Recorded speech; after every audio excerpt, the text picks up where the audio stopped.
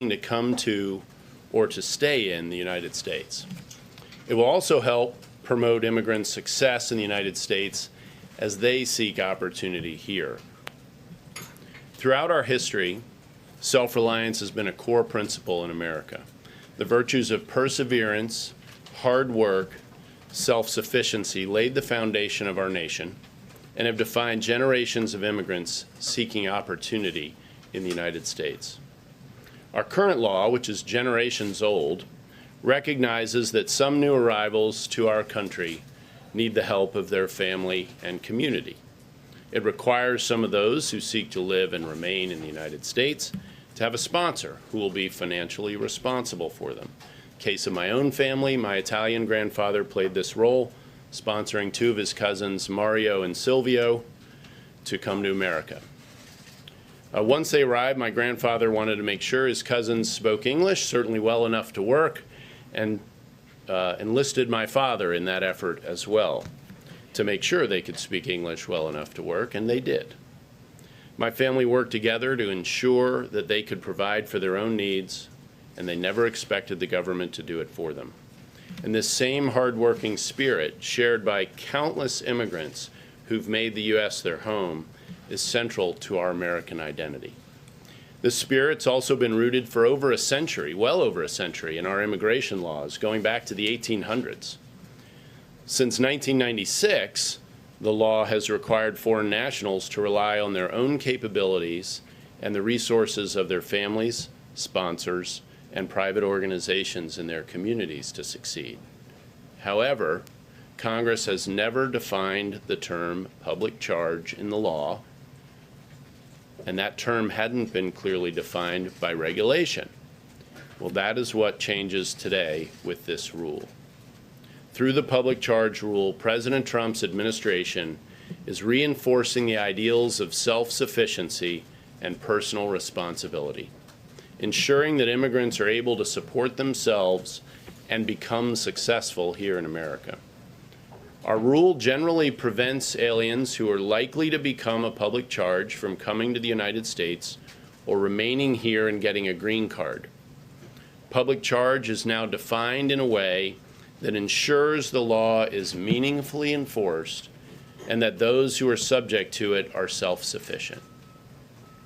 Under the rule, a public charge is now defined as an individual who receives one or more designated public benefits for more than 12 months in the aggregate within any 36-month period. For instance, receipt of two different benefits in 1 month counts as 2 months. A public charge and admissibility determination is prospective and looks at whether an individual is likely at any point in the future to become a public charge as we define it in the regulation. Public benefits are defined as federal, state, and local, as well as tribal, cash assistance for income maintenance, and a small list of non-cash benefits. Some examples of the public benefits that are part of the rule are general assistance, SSI, SNAP, most forms of Medicaid, and certain subsidized housing programs.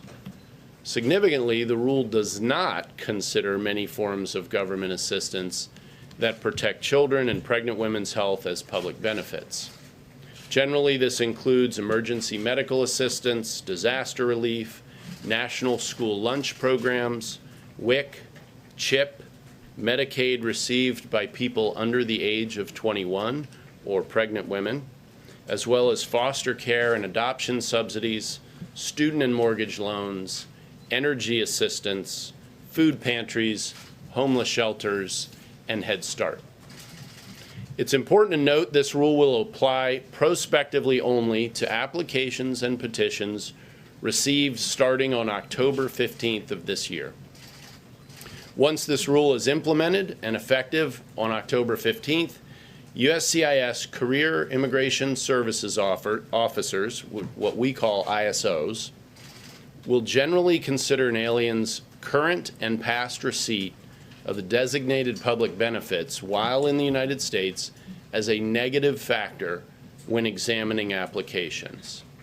However, receipt of certain non-cash benefits received before October 15th will not be considered as a negative factor. The underlying statute, passed on a bipartisan basis, also requires officers to assess, at a minimum, each applicant's age, health, family status, assets, resources and financial status, and their education and skills, as well as other factors set forth in the rule in the totality of the circumstances. The totality of the circumstances means that officers will assess all of the evidence related to these factors, and no one factor alone will decide an applicant's case. Most of these factors are the ones Congress mandated us to review when considering immigration benefit applications. Under this final rule, USCIS will be able to objectively determine whether an applicant is likely at any time in the future to receive public benefits above the designated threshold. Importantly, this final rule has no impact on humanitarian-based immigration programs for refugees and asylees. No impact on refugees or asylees. And it clarifies the exemption for trafficking victims and victims of domestic violence. Congress has long carved out exemptions for these categories, and our regulation adheres strictly to the laws as written. The final rule also excludes from consideration public benefits received by certain members of the U.S. Armed Forces and their spouses and children, as well as Medicaid benefits for emergency medical services. Lastly, under the final rule, USCIS can permit an applicant seeking a green card from inside the United States who's inadmissible only on the public charge ground to adjust their status to that of a legal permanent resident if they will post a public charge bond. So to conclude, I'd just note again that generations of immigrants have strengthened the foundation of our country and making positive contributions today, and we expect that to continue in the future. Through faithful execution of our nation's long-standing laws, President Trump's public charge inadmissibility rule better ensures that immigrants are able to successfully support themselves as they seek opportunity here in America. Throughout our history, Americans and legal immigrants have pulled themselves up by their bootstraps to pursue their dreams and the opportunity of this great nation. As President Trump delivers on his promise to uphold the rule of law, this administration is promoting our shared history and encouraging the core values needed to make the American dream a reality. And with that, I'm happy to take some questions. Yes, sir. Thank you, Mr. Cuccinelli. As you know, the primary focus of the president throughout his presidency has been on illegal immigration. The focus of what you just outlined in this proposed rule is on legal immigration. Yes. Why the change in focus? Oh, this is not a change in focus. This rule goes all the way back to executive orders from early in 2017. It's been a long, arduous effort. If you take a look at the fully printed item, it'll make War and Peace seem relatively short. It is very thorough in the first attempt to put into operational effect all the different factors that Congress itself has said we're supposed to consider when deciding admissibility or inadmissibility. I would also note, as the head of the agency responsible for naturalizing citizens, the step after legal permanent residency for many people, last year we swore in more American citizens than the 4 years before it, and this year I expect to see similar numbers again. So we've not at all laid off of, in the Trump administration, processing properly legal immigration. I think what you've seen and heard more discussion of illegal immigration, but we've been pressing ahead, and this rule is an example of that. Yes, ma'am. Is this rule a rule change and admission from the administration that going through some sort of route to reform legal immigration by legislation is moot? Absolutely not. Absolutely not. This is an implementation of a law passed by Congress in 1996 that has not been given a meaningful effect. 1999, some guidance was put in place with a presumption a rule would follow. The rule never followed. And so today we're issuing a rule which, as I said, for the first time, really puts meaningful meat on the bones of the 1996 law passed on a bipartisan basis. This does not substitute for congressional action in other areas. For instance, I mentioned asylees are not covered by this rule. Asylum is a major subject of focus for us in my agency, and with the crisis at the border, we've been all but begging Congress to take action to close loopholes, some of them the same as the Obama administration. That has not happened. So in this narrow area of our responsibility, we're relying on congressional direction, and we've, as I said, put meat on the bones here, I think, today. Yes, sir. Thank you. Thank you. I have two quick questions. First, I was wondering if you could give us an update on what's happening with work permits for asylum seekers, people whose cases haven't been adjudicated yet. They're being processed in the ordinary course of business. So. Is there regulation coming, though, to address this? We're working on other things within the agency right now, but I'm not prepared to speak to where those may end up today. Sorry. Yes, sir. Question, if I may ask. Oh, you did say two. All right. There were recently workplace immigration raids, and of course, President Trump, his first prison commutation went to a man who was arrested after his business failed when about 400 illegal immigrants were arrested. Did that decision to grant a prison commutation to this man send the wrong message to employers?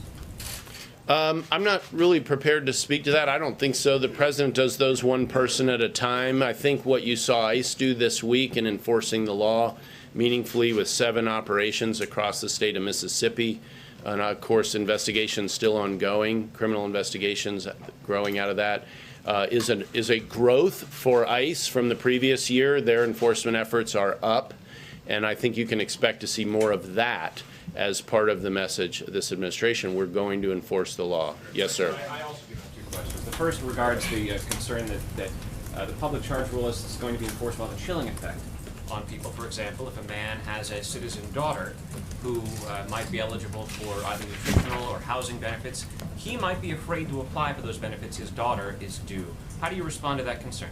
That's an excellent question. The receipt by a citizen in the household of public benefits will not affect the consideration for a particular alien as a general matter. So the citizens in that household, again, and their receipt of public benefits don't affect consideration of an alien as a general matter. So you're not concerned about a chilling effect? If you look at just the first page of this rule, you'll see we start out by pointing out the things that are not covered. And we will have on the USCIS website now and forevermore a clear listing of the two. So anyone who has any question about whether the receipt of a particular benefit would be considered in a consideration, for instance, if they applied for a green card, we'll be able to easily find that from our website, and it is part of the message we're broadcasting. It's why I talked to you and listed so many of the items we don't cover. I hope you all will cover that as well. Yes, ma'am. I had regarded this idea of, sorry, Jen, if I might. Yeah, all right. So then I'm new to this. This will be it for 2 questions. Then we're going to go to 1. But I said yes to you. Go ahead. The second question has to do with the fact that as long as the public charge rule has been in effect since the late 1800s, there have also been, almost as long, the words at the base of the Statue of Liberty that read, "Give us your tired, your poor." You were implementing a public charge rule for the first time. Is that sentiment, "Give us your tired, your poor," still operative in the United States, or should those words come down? Should the plaque come down off the Statue of Liberty? Well, I'm certainly not prepared to take anything down off the Statue of Liberty. We have a long history of being one of the most welcoming nations in the world on a lot of bases, whether you be an asylee, whether you be coming here to join your family, or immigrating yourself. This rule will cover, for USCIS, almost 400,000 people a year whose applications to become legal permanent residents will include a meaningful analysis of whether they're likely to become a public charge or not. I do not think by any means we're ready to take anything off the Statute of Liberty. Yes, ma'am. Could you elaborate a little bit on how big of an issue this is, how much this is costing U.S. taxpayers to have immigrants receiving benefits. And also, there's millions of Americans who accept public benefits. They have difficulty paying for health care on their own, for example. So why is that different for someone who's in this country legally, who's struggling to, have certain needs met here as well? So the benefit to taxpayers is a long-term benefit of seeking to ensure that our immigration system is bringing people to join us as American citizens, as legal permanent residents first, who can stand on their own 2 feet, who will not be reliant on the welfare system, especially in the age of the modern welfare state, which is so expansive and expensive, frankly. So that self-sufficiency that has been a central part of the American value set for so long is critical for us and for taxpayers going forward. That's part of the motivation for a rule like this. It's part of the benefit that goes all the way back 140 years. This rule, as I said earlier, simply puts meat on the bones of that consideration. Is there any Yes, sir. dollar amount you can give, though, but what does it cost No, a because taxpayer? the benefit for taxpayers is forward-looking. The costs we do that you'll see in this rule are costs of implementation. They're not the benefits in having more American citizens 5, 10, 20, 30 years down the road who are more self-sufficient and less dependent on the welfare state. Yes, sir. How much leeway will the case officers have when they're kind of seeing this? So obviously you said it'll have a negative score, it'll have a negative Yes. impact on their application, but will the caseworker still be able to say, John A., I know you took this benefit, but you will still be eligible for a green card, or is it pretty much, sorry, that's just the rule? No, that's an excellent question. This is a totality of circumstances test. It means that the welfare benefits we've been talking about here are one factor. I listed the others that Congress has itself put in the statute, things like age, health. We basically rely for health on the legally required medical exam. But it is career immigration services officers that are going to be making these decisions, and they're going to have to weigh all these factors together. The change under this rule is we're finally giving guidance that brings all those factors together that really hasn't been effectively done up until today. Yes, ma'am. How many refugees does the administration plan to admit in 2020? And also, are you considering eliminating the refugee program altogether? I can't imagine anyone would ever consider eliminating the refugee program altogether, and Congress would have to do that anyway. The number for next year needs to be decided by the end of September by the president, and I don't have any insight into what that number will be at this point in time. Just real quickly, Sorry. Critics are saying this policy is unfairly targeting the lower income immigrants. How do you respond to that? Well, we certainly expect people of any income to be able to stand on their own 2 feet. And so if people are not able to be self-sufficient, then this negative factor is going to bear very heavily against them in a decision about whether they'll be able to become a legal permanent resident. A poor person can be prepared to be self-sufficient. Many have been through the history of this country. So let's not look at that as the be-all and end-all. It's not the deciding factor, which is why we continue to use the totality of circumstances test. Yes, sir. I just want to circle back to this question of a chilling effect. You talked about the question of whether a citizen in a family gets benefits, that wouldn't be used against somebody. But take the case that immigration advocates, I think, use a lot, of a family that are in the country legally, they haven't yet gotten their green cards. They are in need of services, whether that be medical services, whether that be housing services to keep them off the streets, so to speak. And they are going to now be fearful of using the services to which they are legally entitled under the law, because there's no way to determine 1, 2, 3 years out from when they might apply for their green card, how much they're likelier not to get a green card if they use the services. So the fear is that there will be a wave of people across the country who will decide not to use the services sort of affirmatively that they're entitled to, out of fear that it'll ultimately come to bite them.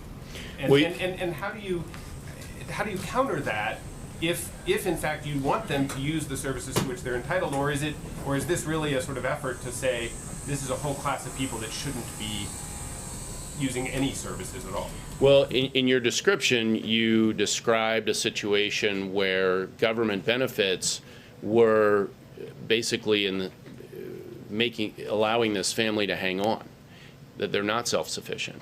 And while this, if we go forward a few years and look back at that situation, because remember, we essentially start counting October 15th, with the exception of things that would have qualified under the 1999 guidance, which is fairly narrow, then that's what we're trying to avoid in the future. Now, even under the circumstances you describe, if you're talking about an applicant who has the skills necessary to, to make their own way and to work their way out of that situation, that's a case they make to the career caseworker, immigration services officer. But we do want to avoid looking to the future a situation where people who are adjusting status do in the future become dependent on those public benefits. We're trying to avoid that situation going forward. But as I understand it, the public benefits are there as a bridge, right? Like the public benefits aren't designed for people to be on them forever. They're designed to be on them to help, whether you're an immigrant or not an immigrant, they're there to help folks for a time. So are you saying that if you're an immigrant, your advice to them is don't take benefits because this is going to count against you?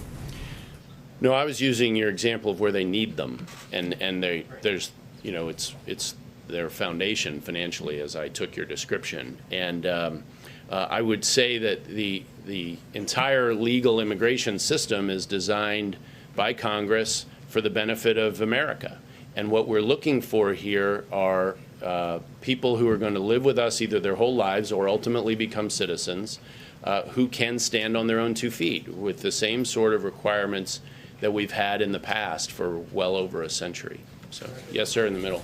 Will the different benefits be weighted differently or treated differently? Say, if someone uses Medicaid, will that be held against them more than, say, if they use food stamps? So, not the benefits, no, but the use of benefits over the 12-month period in 36 months would be a heavily negative factor. There are negative factors, heavily weighted negative factors. There are positive factors, heavily weighted positive factors.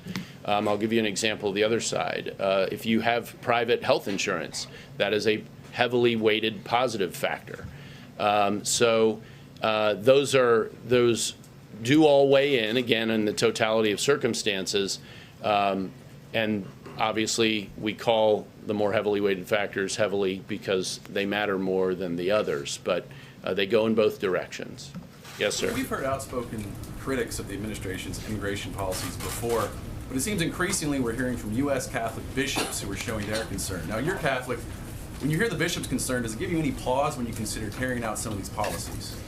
It doesn't give me pause about implementing the laws that's already been put in place, and particularly given the long history. I used an Italian example from my background. The other half is Irish. So, I'm very familiar with what the Catholic bishops have to say on this subject, and they certainly are vociferous. And I would say, as a Catholic, one of the things I'm proud of is that my church has been one of the best supporters of people in this country before we had a welfare state. So I don't see that changing. And I don't see any conflict with enforcing the law as it's written. Yes, sir.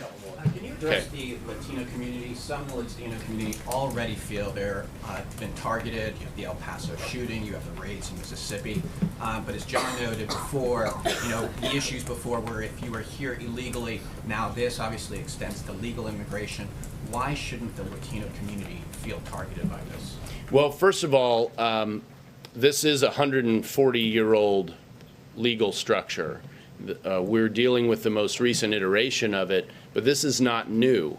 This was the same question might have been asked when my Italian immigrants were coming, immigrant ancestors were coming, and all through that 140 years. So we're not doing anything new here. We're simply making effective what Congress had already put on the books. So there's no reason for any particular group to feel like this is targeting them. This will apply across the world. This will apply to more Latinos than any other, likely more Latinos? Well, if we had been having this conversation 100 years ago, it would have applied to more Italians. It would have, you know, we can go, well, that's just fine. Well, I think that the divisiveness may be more rhetorical, and I hope that you all in your role will help cure that with some of how you report it. Yes, sir. I'm going to take two more. Real quick. Yeah, go right here, orange tie. Thanks, sir. Sorry, orange tie. Right here, thank you. Former Vice President Joe Biden said that the United States could easily take another 2 million refugees. He's made these kind of comments on the campaign trail. Does the Trump administration have a threshold that they would like to, how many more immigrants and asylum and refugee people that they could take? There's no comprehensive number out there at all. The only things with formal numbers are the earlier question, say about the annual refugee number. That happens every year. Of course, we're taking in, I want to say, around 1 million plus a year right now. I can't really speak to Joe Biden's personal opinion, but we don't have some target number that we're working with here, if that's your question. All right, last question. Yes, ma'am. Does this new public charge new rule impact future applications? For example, would there be a higher bar for a U.S. citizen to prove that they can financially support a family member for family-based immigrant visa? So what you would normally have in the family circumstance is you'd have an affidavit of support. So they wouldn't necessarily fall into the category of being addressed by the public charge rule, because if they have an affidavit of support, which has been scrutinized by a USCIS officer, and it is believed that sponsor can in fact support those identified at over 125% of the federal poverty guidelines, which is the standard, then that would be the end of the discussion as it relates to that sort of an application. It's an excellent question because it addresses a huge piece of legal immigration in this country. Thank you all very much.